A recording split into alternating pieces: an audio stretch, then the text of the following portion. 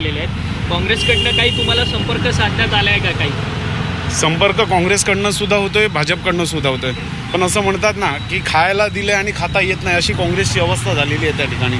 त्याच्यामुळे आम्ही सर्वस्वी निर्णय पक्षप्रमुखांवर सोडलेला आहे की पक्षप्रमुख जे मार्गदर्शन करतील त्या मार्गदर्शनानुसार आम्ही काम करू. तुमची मागणी काय? जर तुम्ही पाठिंबा कोणाला द्यायचं ठरवलं, मागणी अशीच असेल, 2.5 वर्ष महापौरपद आमच्याकडे असावं आणि ज्या वेळेला 2.5 वर्ष महापौर नसेल, उपमहापौर आणि स्थायी समिती परंतु अध्यक्ष. ज्या पद्धतीने भाजपच्या विरोधात उद्धव ठाकरे हे गेल्या कित्येक वर्षांपासून लढतात आहेत, त्याच भाजपला तुम्ही पाठिंबा देण्यासाठी इच्छुक आहात? ऐकून घ्या.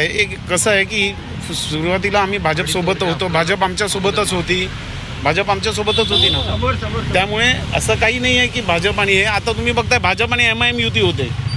जर महानगरपालिकेमध्ये चंद्रपूरमधील नगराचा विकास करायचा असेल तर ती युती करताना काही गोष्टींना दूर करावा लागेल आणि लोकांचा विकास हा महत्त्वाचा आमचा त्याच्यातला एजेंडा राहील. परंतु चंद्रपूरची ही नांदी म्हणावी लागेल का? जर चंद्रपूरमध्ये शिवसेना, उद्धव बाळासाहेब ठाकरे आणि भाजप जर एकत्र येत असतील तर हे पुढे भविष्यात देखील असं घडू शकेल का? घडू शकतं, का नाही घडू शकत. भविष्यामध्ये काही होऊ शकतात. काही गोष्टी लिखित नसतात, त्या वेळेनुसार घडतात. धन्यवाद. तर चंद्रपूरमधील हे नगरसेवक सध्या मातोश्रीवर दाखल झालेले आहेत. ते उद्धव ठाकरे यांची भेट घेणार आहेत. त्या ठिकाणी 2.5 वर्ष महापौर पद आम्हाला द्यावं अशी त्यांची मागणी आहे. तो प्रस्ताव देखील ते आता उद्धव ठाकरे यांच्या समोर ठेवणार आहेत. त्यामुळं या चर्चेमधनं नेमका काय तोडगा निघतो हे पाहणं आता महत्त्वाचं आहे.